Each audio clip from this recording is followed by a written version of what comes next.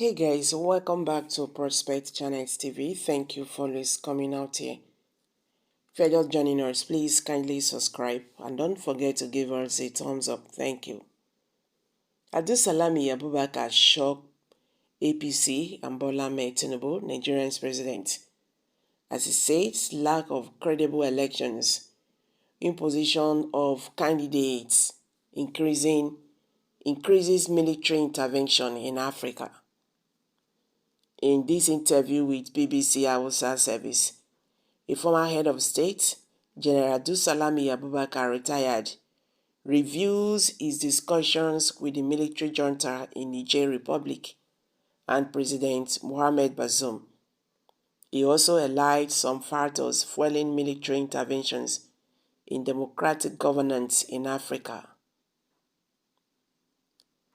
When he was asked, "You were in Niger Republic last week. How did the meeting go and what was the outcome?"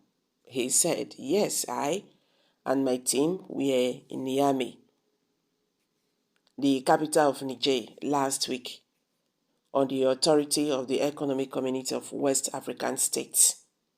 We met with the junta that took democratic power a few weeks ago. We also met with the deposed President Mohamed Bazoum as well as other stakeholders in the country. We had extensive discussions with the junta and we are happy that they were positives in the discussion. But the ultimate goal is to see the way out of the democratic disruption in the country. We spent over 3 hours in a discussion with the leader of the junta. That opportunity opened the window and hope of peaceful resolution to the crisis in Niger. On our return, I visited Bola Ahmed Tinubu, the ECOWAS chairman, to brief him on the outcome of our discussion with the junta. When he was asked again in your discussion with the junta, what conditions did he provide for the peaceful resolution of the problem, he said the coup has happened successfully and President Bazoum has been hosted, so the issue of returning him to power won't work. He asked ECOWAS to focus on things that would better the lives of people of Niger and avoid the topic of returning Bazoum to power. He insisted that they can discuss every other thing freely, but that returning him to power should be avoided because it will not work. So how did you receive the information from the junta that it might take 3 years to return the country to democracy? Is it even better now that they are speaking, unlike in the beginning when they never uttered a word or allowed opportunity for dialogue? It means there is hope for peaceful resolution of the issue.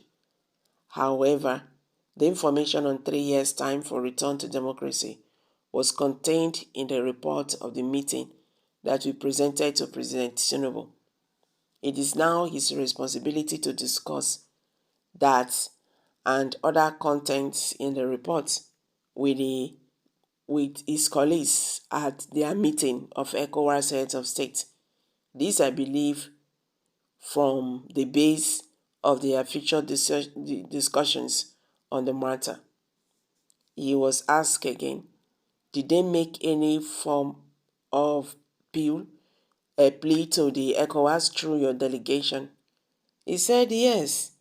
They appealed that the closed borders be reopened so that food and drugs as well as other essential commodities can enter the country, stressing that even in war situations, food and drugs and essential items are always allowed to enter into the troubled country, not to talk of Niger that is not in war situation.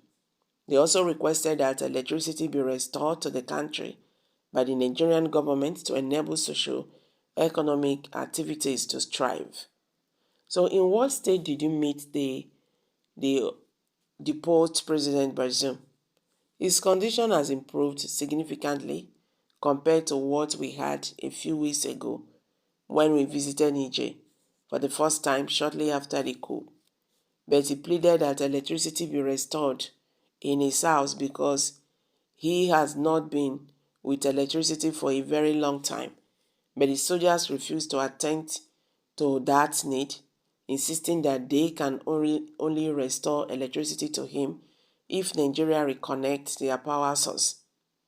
But in all, we were happy that we were allowed access to him and we had little interactions.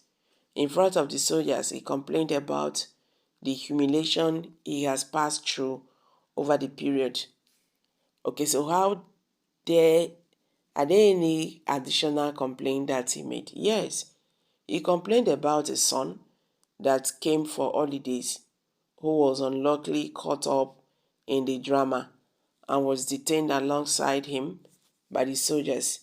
He appealed to the soldiers to allow his son return to school so he can continue with his education while they deal with the issue. We took the request to the soldiers, but we did not get a positive response from them. So what about his state of health, considering report that he was denied access to the doctors and drugs? That has changed. We learned that his doctors have been allowed access to him, and they are providing him with the needed drugs as he requested. His feelings has improved. He feels well now, and we could see that in him when we visited him. The former head of state, Abdulsami Abubakar, said the first factor for increasing military intervention in democratic governance in West Africa has to do with the credibility of the electoral process and political leaders. Political leaders take people for granted. Many political leaders have changed the constitutions and the electoral laws of their country to extend their stay in office. For instance, some leaders have voted to serve their people for a particular number of years, only for them to amend the law at the end or towards the end of their tenure to extend their stay in office. That is one of the major factors responsible for the increased coup d'etat in Africa. Another major factor is the leader being forced on the people against their will. This is very bad also. The soldiers connive with politicians to successfully execute a coup for whatever benefit. So guys, I'm dropping it here. Kindly share your thoughts below the comment section. Please do not forget to subscribe to this channel if you have not. Thank you.